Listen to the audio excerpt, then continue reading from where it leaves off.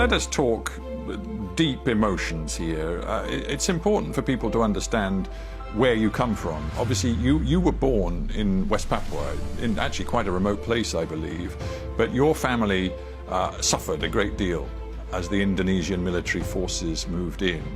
There was a lot of violence, and your family suffered from some of that.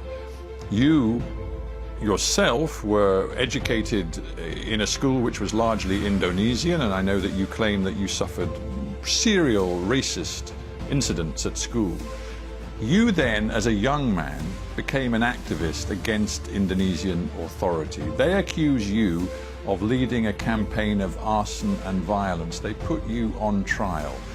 Were you a young militant committed to violence? Why I have to fight this injustice happening in West Papua? Because I myself become a witness. I grew up in the bush 5 years. My auntie was raped in front of my eye. My mom was beating up in front. I couldn't do anything as a young boy. And then at the time, I went to school, I studied, and people talking about discrimination. I myself facing discrimination in the school, even in the campus.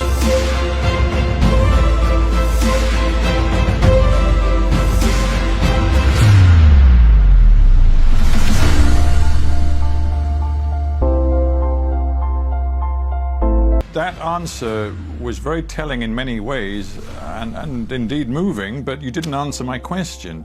Were you, as a young man, and I dare say are you today, actually committed to violence because, according to your own version of events, so much violence has been perpetrated against your people that you seem to believe violence has to be part of your solution? I committed since 2000. When I became a leader of the Koteka Tribal Assembly, I declared that the peaceful way is only weapon we have.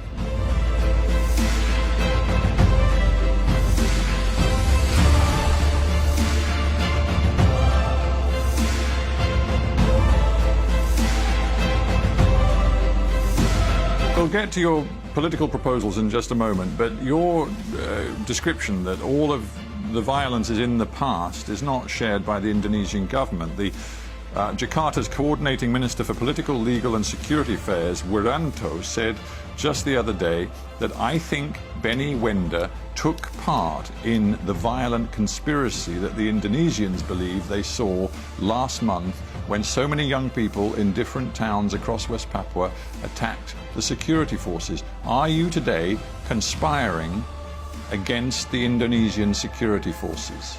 So now my question to Wiranto, who is the start, provocate in Surabaya? But with respect, Mr. Wenda, I need to ask questions, and I'd like simple answers to simple questions. Are you actively conspiring with armed young people in your territory, West Papua, today, to attack the Indonesian security forces? No, I'm not advise my people to attack Indonesian security force. I maintain it peacefully as possible. That's why, like KNPB or Committee KNPB and United Liberation Movement, from the beginning when I'm led from zero, they maintain it peacefully, call a referendum.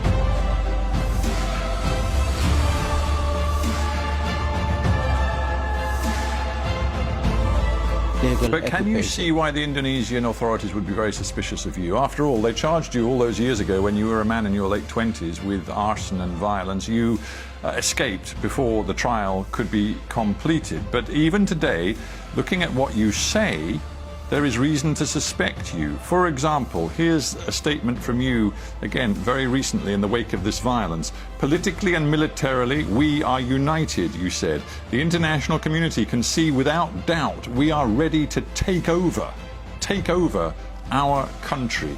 Indonesia cannot stigmatize us as separatists or criminals anymore. We are a legitimate, unified, military and political state in waiting. If I was an Indonesian minister, I would regard that as quite simply an invitation to your people to undertake an armed uprising.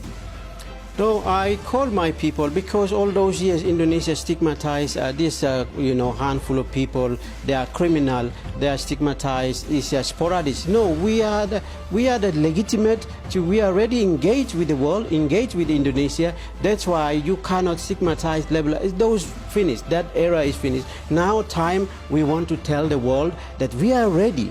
So because we are responsible But directly. Militarily, you said.